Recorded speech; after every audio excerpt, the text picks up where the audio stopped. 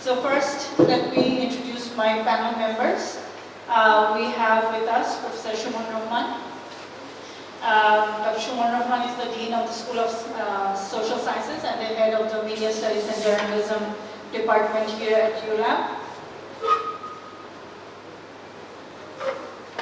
He is also serving as the Founding Director of the ULAB Center for Critical and Qualitative Studies, CQS, and also the founder of FactWatch. Thank you for joining us. We have also Mr. Lalha Mahfouz from the Department of General Education. He's a lecturer here and he teaches courses in ethics and philosophy. And we have our student, Kausar Ahmed. He's a third-year undergrad student at the Department of Computer Science and Engineering here at ULAB. He also had a poster presentation today on the Proof of Learning POL framework. So I'm keeping the bio short because I want to delve into the discussion. But before I do that, I just want to give a brief background about our experience with online learning and the learning management system here. So back in 2014, I actually joined because I was asked to do some training and on online teaching because I was teaching online at that time. Dr. Brian Smith, who was here at that time, he passed away.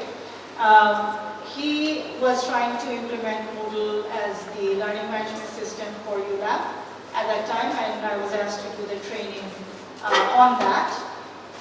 So since then till now, Moodle has been our LMS of choice. It is open software, so it is easy to customize. So ULAB has customized it to our needs. And we have, since 2014, we were actually using it primarily to share materials with the students. And so it was kind of like we were already in the blended mode at that time, except that we were just sharing materials. There was no online teaching component as such, as we understand, as we see it now. But then COVID hit, and we were very quickly able to move online because of this training, because all the teachers at ULAB had already become familiar with the LMS, and we were able to quickly switch to the online mode without any break at all, if I remember correctly. So we had a lot of retraining and troubleshooting. Sajad Bhai here, Barbat Bhai, a lot of other faculty were instrumental in doing the training, retraining, implementing of the online transition and everything. And but also to facilitate the quick transition, we also were told by the management to allow the use of Google Classroom. Which was very intuitive, which is very intuitive, and it's easy to use. So it was permitted, and it has continued even after we came back to campus for classes. So now, right now, we have faculty using both Moodle and Google Classroom. So this panel is about the choosing one or being more flexible about the LMSs. So my first question would be to each of you in turn, and I would also like to conduct this panel as a sort of conversation. So if you feel you want to address each other's comments, please feel free to do so. And at the end, I hope we'll have a bit of time for Q&A from the audience. So my first question is about, please tell us briefly about your experiences using any learner management system. Not necessarily at ULAB, but in general, overall.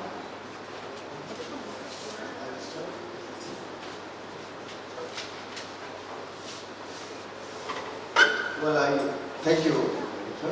So, for myself, I use Google Classroom. Of course, I got training of both. So when Moodle started at ULAB, I have had this training, I remember. But I found it quite not convenient, slightly inconvenient for me, and that time so far I remember that there were a lot of customization issues. That time those were not solved. So, and that created a bit of panic in me. I thought it's so difficult. So I rather not use it because we had these two options. So I continued with Google Classroom. And as you rightly put, Google Classroom is very intuitive because we often use social media, and it is, it has been customized as a social media, particularly those who are using Facebook. So for them it works much better, a lot better. So to answer your question is that the teaching necessity and of course the pedagogical needs that I felt in my classes, Google Classroom serves it completely. So that's why I did not seek Moodle further. At the same time, if I may, because I got this, when I started switching to Google Classroom, I have had a kind of comparative thinking between two. And I found that Moodle needs a lot of customization, number one. Number two is, if I look at the problem or the choice from a social or sociological point of view, then I found Moodle requires, of course Moodle has a Android interface, but it requires computer mostly. The interface came much later. So, and yet, even now, the Android or phone interface is a bit complex. And the reality among us is that most of our students use phones. Most of them do not have the laptops or computer at homes. So when I actually worked on both, I found that students choose Google Classroom because that works better for them. Because they can use their phones. And that is why I thought I better stick with students' decision. I continued with Classroom. That's it. Thank you, sir. Before coming to this symposium, I conducted a survey. And as we teach GED courses, and we have different disciplinary students, and there is a total participation of 130. Here I have received 124. So the familiarity with learning management system is basically, I have seen that there are 77.4% are basically familiar with Google Classroom, and only 20% of them are familiar with both Google Classroom and Moodle.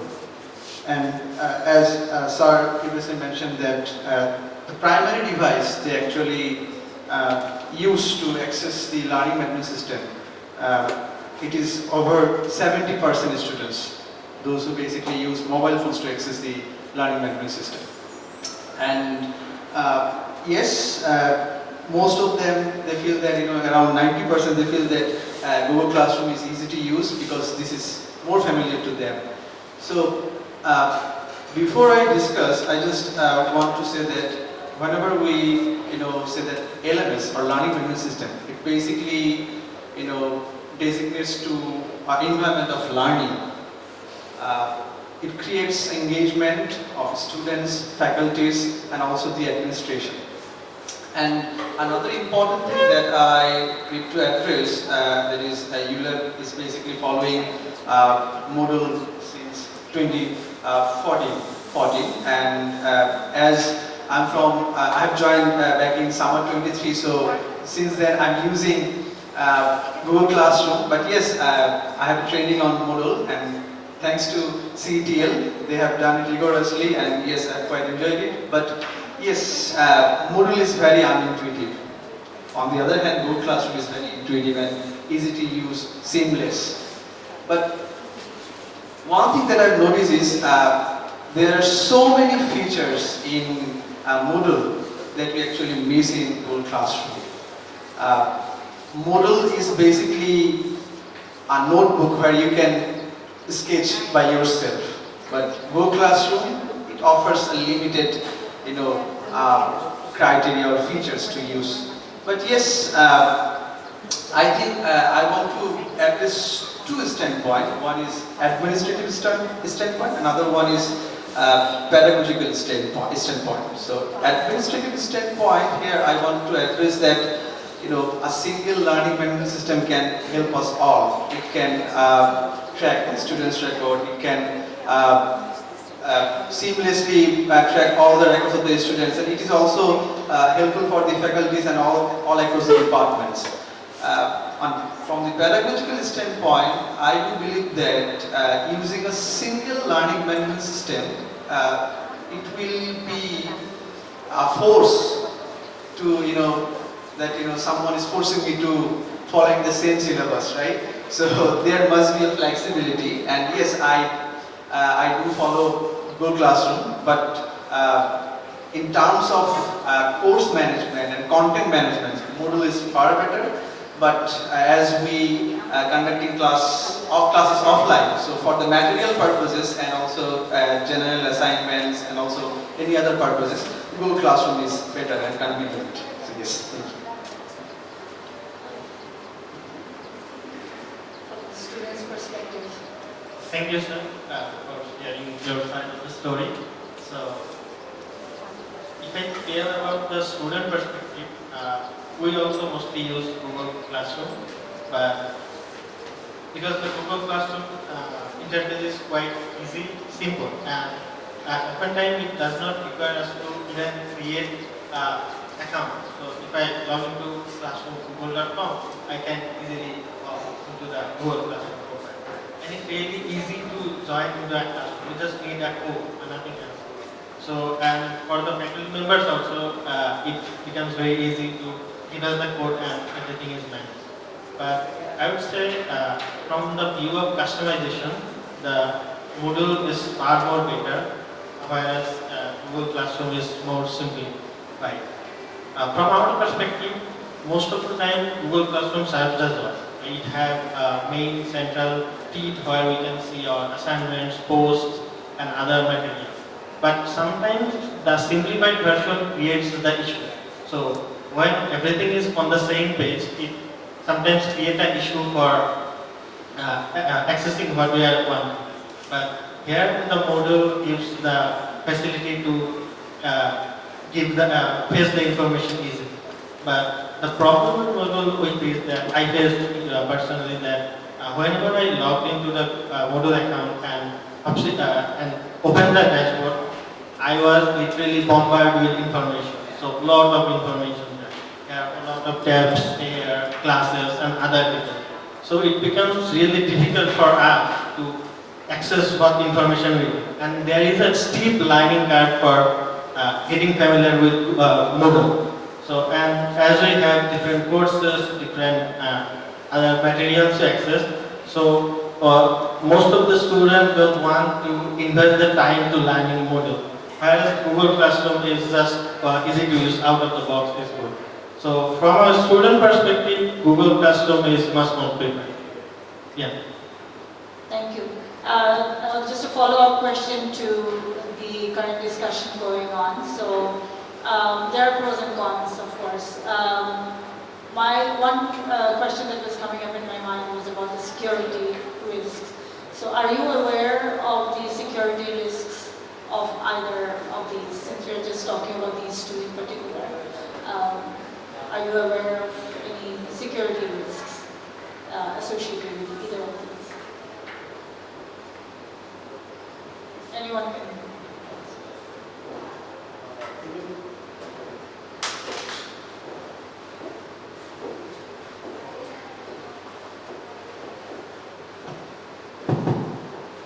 You mean data security? Data security? Data security, yes. Data security, in terms of data security, if you have your server here with Moodle, definitely data is secure and data is privileged. Your data cannot be accessed by any other third party. But if you purchase a Google Shoot, as we have, subscribed to Google, so then Google actually takes care of all our data. In terms of security and breaching, yes, it's secure. But of course, Google has access to it. Google can sell your data to any third party. But if you have it here, having your own server, you can have your own data. Your data is more secure. The problem is maintenance. Do we have that kind of maintenance here? So, are our IT departments capable enough to maintain, to upgrade? So there are, issues coming every day. Are we able to handle it? So I know that our IT department often struggles with a lot of technical issues. So in that case, I would say, well, both are secure. Of course, having a server here is more secure, but having it in Google is no less secure. If you trust Google, the question is whether we will trust Google or not. Yeah, we do have a server on site, so our data is here. Yeah. But I do believe that Moodle is more secure than Google. I don't trust Google, actually. Why? Let me share you a story with you. That is, I have assigned assignment 1 month ago, one of my courses, and one of the students, he or she shared the link with someone, and what I found is basically he or she is trying to outsource the assignment. He or she was trying to outsource the assignment. So, because ULAB has some sort of security that people outside from ULAB must have permission from the editor or the person who have control.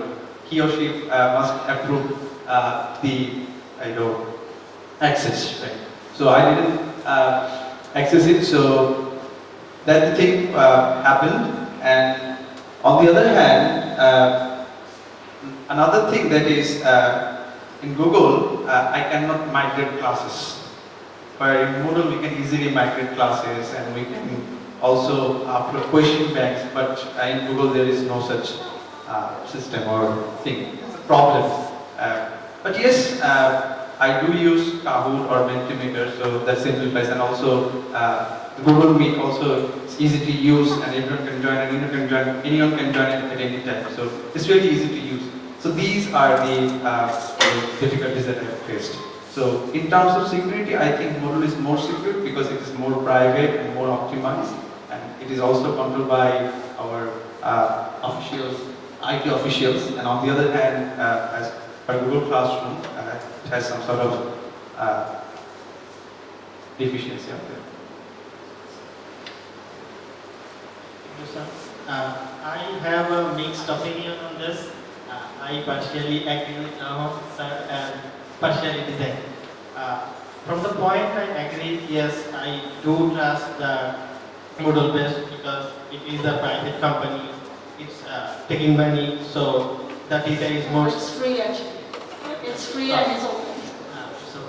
So The server is here and we can install our own version of it. yeah, as it is open source, so everyone can see the code, and there is real research terms of data. But for the Google Classroom, I have a different opinion. Mostly, this is not open source, so they can do whatever they want without data. But the thing is, we mostly use Google services all the time. For example, Google Meet, Google Drive, Google Maps, YouTube, and all things.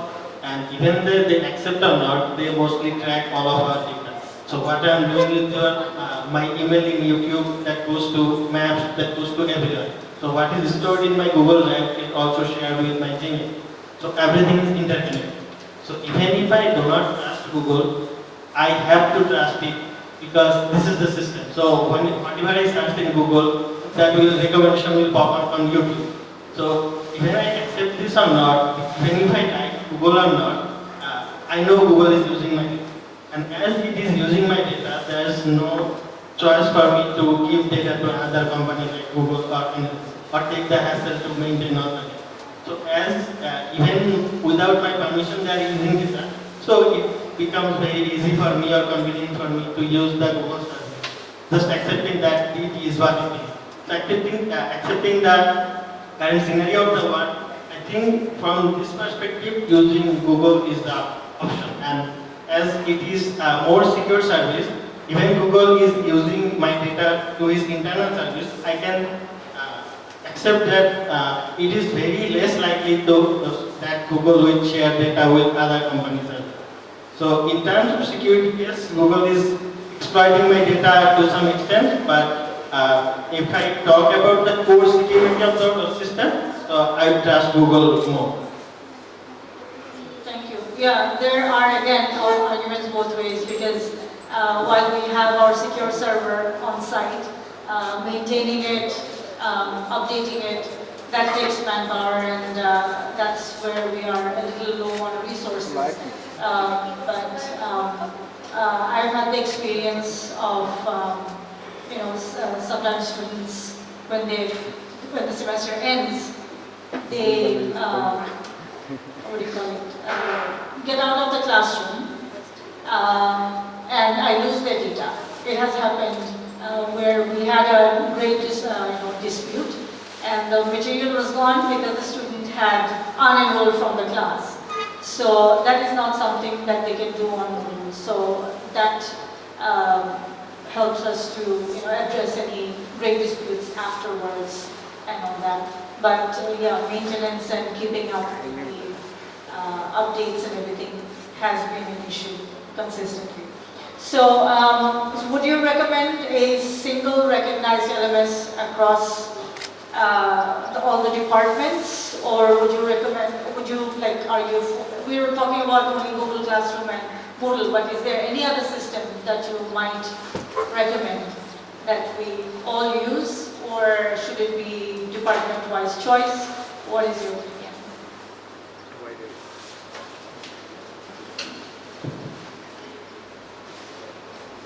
I started using LMS in 2006 with Blackboard. Since then, different LMS, I had to try different course of studies, and then finally ended up with Classroom and Moodle. So, before deciding on one, let us consider our context a bit carefully. Number one is the length of the semester. Trimester, only 3 months. So sometimes we have to onboard faculty within a 1 week notice, and the faculty is in a hurry. Sometimes part-time faculty. So definitely they will have a nightmare understanding Moodle in a 1 week time and starting using it. So number one. Number two is, of course, we mentioned it, the convenience, because most of the students do not have access to their own laptops, so they are using their phones. And the way Moodle has been customized here, as I have been reported by many faculty, that they need more customization. Sometimes it's the template that requires more, easiness, more intuitiveness. Maybe we can do that. But again, the interface of Moodle is something that cannot be learned in a week, particularly with half commitment. So, if you consider this, that perhaps we have to have one which can be adopted by any student, any faculty within a very short period of notice. But at the same time, as you have rightly put, having Moodle here is a bit of a sign of a prestige because we have our own data here. So that is something that the university should need. Whether the data is precious or not, we consider our data to be precious. So the data is stored here, cannot be accessed by any outside, parties, agencies. Is a bit of sign that we can be proud of. So in that way, in that manner, I think having both and allowing students, faculty using them at their convenience would be better. So as it is being practiced now, so some faculty are using Moodle, some are classroom, and this flexibility allows everybody to plan accordingly. If I am in a hurry, if I am a part-time faculty, if I am not into pedagogy much, so I will do it using classroom and get it over with. But if I am a pedagogy guy, I am researching in the learning management, and I have been experimenting with. And not all faculties are very much privy to experimenting knowledge dissemination or assessment. We do what is convenient for us. So in that way, if I am that kind of a teacher, then perhaps Google Classroom will work for me best. But if I am forced to use Moodle, then probably I will model. Remember, Branch, when we started it, and we were kind of against of it, and he threatened me, don't model with Moodle. So I think if we have this flexibility, it's better for us. But of course, I do want that Moodle will be with us, and we do practice Moodle because that will help some faculty to do more practices into learning and teaching, which is also required. Thank you. Thank you, sir. So, should we go for a single LMS? It's a really tough question because, as myself, I belong to GED, and GED offers variety of courses. So, like courses like Introduction to Archaeology or Sustainable Agriculture. So, it's really tough to integrate this sort of course contents into a single LMS course because it requires fieldworks. So, before we talk about a single LMS, I think we should focus on two things. The first one is whether the faculties are ready to accept a single LMS or not. And on the other hand, the students, what are they thinking and what are their choices? And also we have to think about it. So regarding this thing, I don't think there is a single LMS which can be inclusive LMS.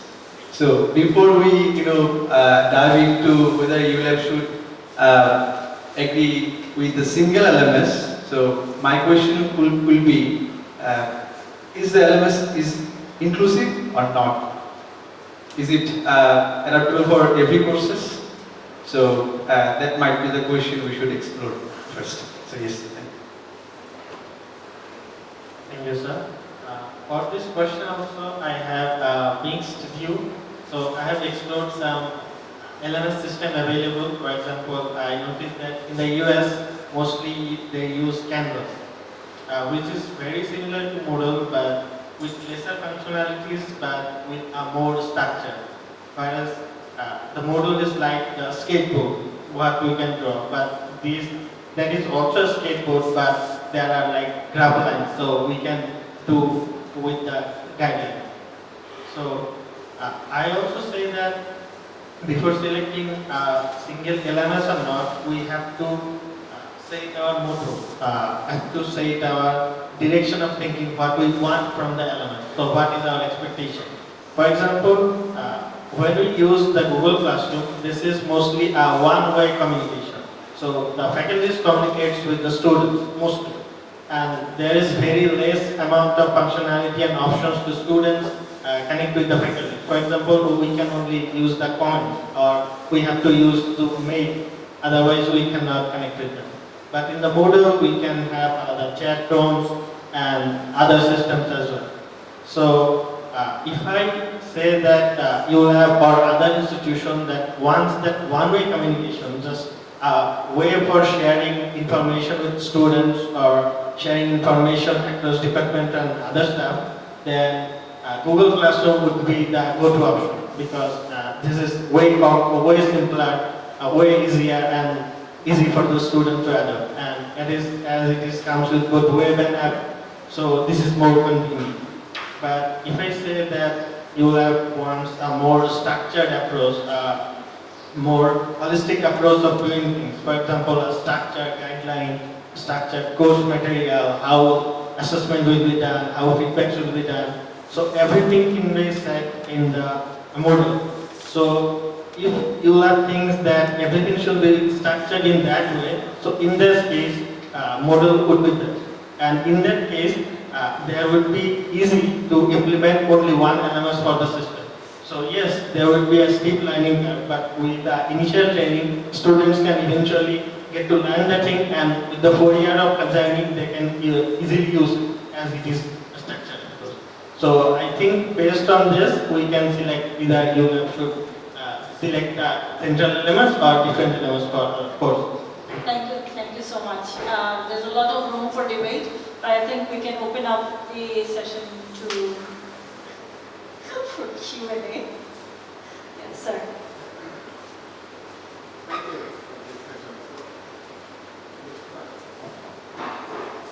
Thank you. So my main argument is if we find that the Google Classroom is more convenient for us, why can't we choose the Google Classroom is the only platform we dedicated for ULAB? Because we are talking about the faculty perspective, so it's convenient for us. But when we go with the student perspective, they experiencing one course with Google Classroom, then the other course is Moodle, and then basically they are comparing it with Moodle and Google Classroom. That's not it. If we think that we need to be flexible enough to choose it and explore many options, why we are limiting it to 2? Why can't we explore the other convenient, like Canva is the number 1 now? Why we are not exploring it? Anyone can at this. Thank you.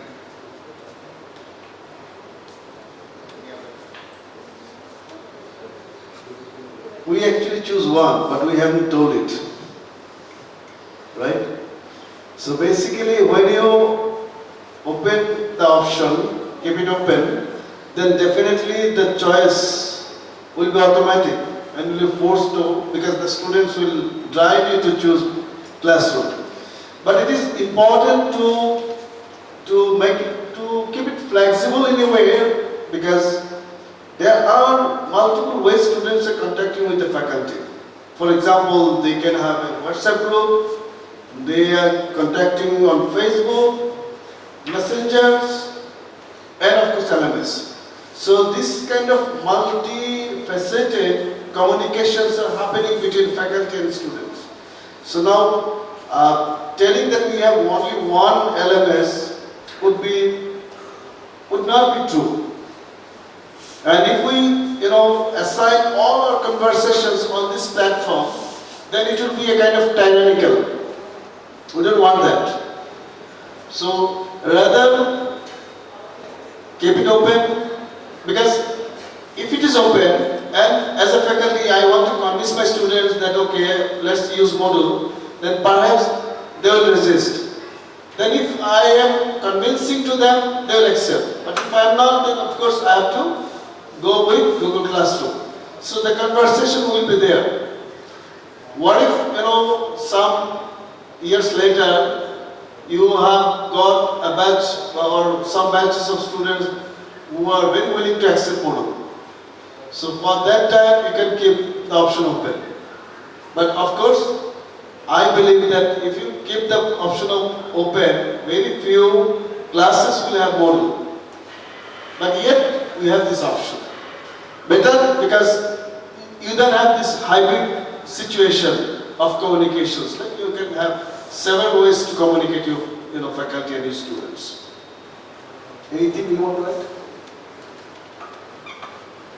Sir, so I'd like to add, I think ULAB should select one LMS for all because either using both can be hassle. So my opinion on this is selecting a policy first. So are you using both will communication, a modular communication or a single way communication? So if we struggle on the single way communication, so I guess we can easily use Google Classroom. So that's right. Anyone else? Any other questions?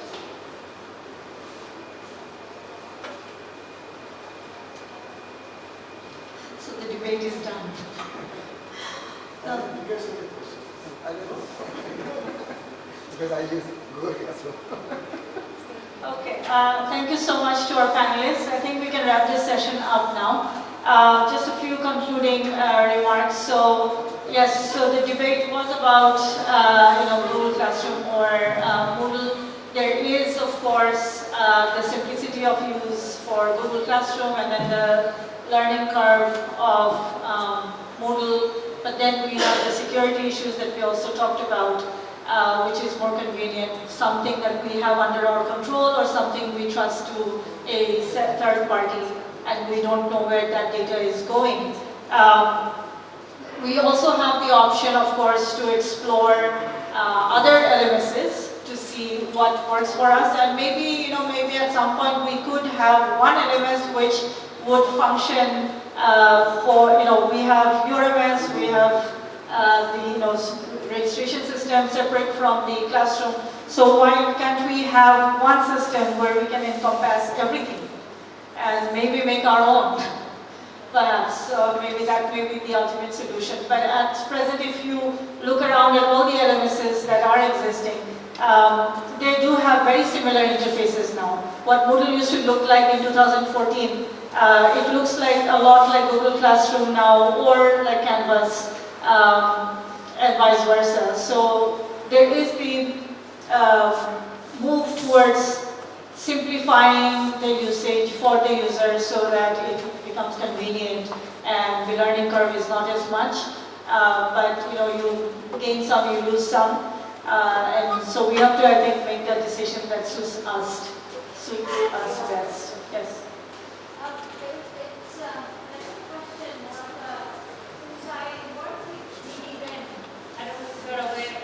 And I teach at BRAC in University of Asia Pacific. BRAC is using the services of BRAC IT, PITS. So they are actually developing university solutions. And VideoNet is also very interested to come up with a solution which works across universities to make it more cheaper for each of the universities. And I think this is not a good idea to develop a learning management system for each private university. There are 170 of them. So I think that it would be much better if you could actually get in touch with VDN and see if they have a plan, or get in touch with BRAC IT services if they can actually replicate and maybe give you security because they do it as a service. They are not exclusively BRAC universities project. They are a BRAC project, of course, but it's a commercial opportunity. Plus, there are more educational edutech companies that are coming in, like 10 minutes school, like Chico and etc. So I think that we should consider those options as well, rather than reinventing another wheel for ourselves. I think there's a lot of opportunities out there which we